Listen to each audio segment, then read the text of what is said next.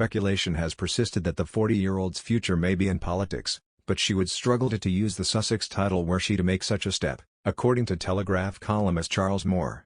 In a piece titled "The U.S. Won't Accept HRH President Meghan," Mr. Moore points out that, her husband, of course, is His Royal Highness, so I do not see how he could be the first gentleman if his wife were to enter the White House.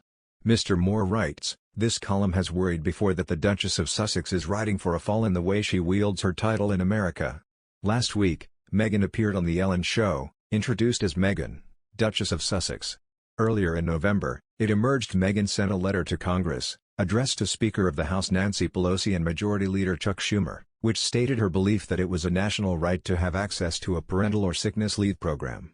In October, during a video reading of new book The Bench, Meghan introduced herself as Duchess of Sussex. Another news, the BBC has been criticized by the royal family for giving credibility to overblown and unfounded claims in a documentary that explores Princes Harry and William's relationship with the press. Buckingham Palace, Clarence House and Kensington Palace took the rare step of issuing a joint statement to the broadcaster.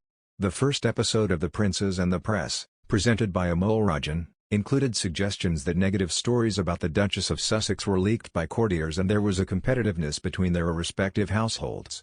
The second episode, which will be aired next week, is expected to delve into William and Harry's rift. Royal aides are reported to be concerned it will include claims the brothers briefed against each other in the press through their advisors. The statement from the palaces said, "A free, responsible and open press is of vital importance to a healthy democracy. However, too often it is overblown and unfounded claims from unnamed sources that are presented as facts, and it is disappointing when anyone, including the BBC, gives them credibility." It was unclear as to which particular allegations the royal households, who were not given an advance copy of the documentary, were referring to specifically. Monday night's program also featured Meghan's lawyer Jenny Afia, from the law firm Schillings, who responded to reports about the Duchess's alleged bullying of palace staff. In March, the Times newspaper said the Duchess allegedly drove out 2 personal assistants and humiliated staff on several occasions, which she denies. An investigation has since been launched by Buckingham Palace, and the royal household has tasked an external legal team to assist its human resources team looking at allegations made against the former Suits star. Ms. Afia said, "Those stories were false. This narrative that no one can work for the Duchess of Sussex, she was too difficult and demanding as a boss and everyone had to leave, it's just not true." Following the airing of the program, The Sun reported that William has always banned aides from briefing against family members after seeing the fallout of his parents' media attacks during their split, dubbed the War of the Waleses. The documentary also featured a private investigator who apologized for targeting the phone of Harry's former girlfriend Chelsea Davy and admitted he helped rob the prince of his teenage years.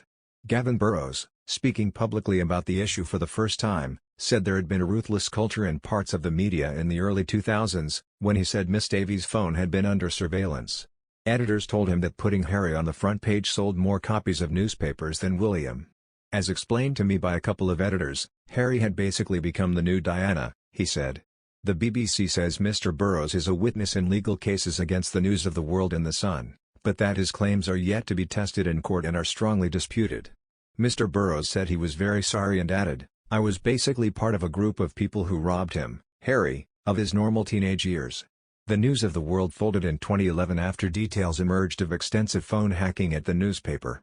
The paper's publishers, News Group Newspapers, have settled several claims brought against it by a number of high-profile celebrities, including Hugh Grant and David Tennant, but has never made any admission of liability in relation to allegations involving The Sun.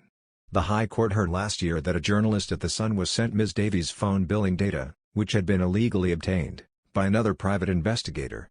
Documents disclosed to the claimant's legal team were said to reveal a South Africa-based private investigator, Mike Baer, sent Ms. Davies' phone records to The Sun's then royal correspondent, Duncan Larcombe, in a May 2005 email titled March Records.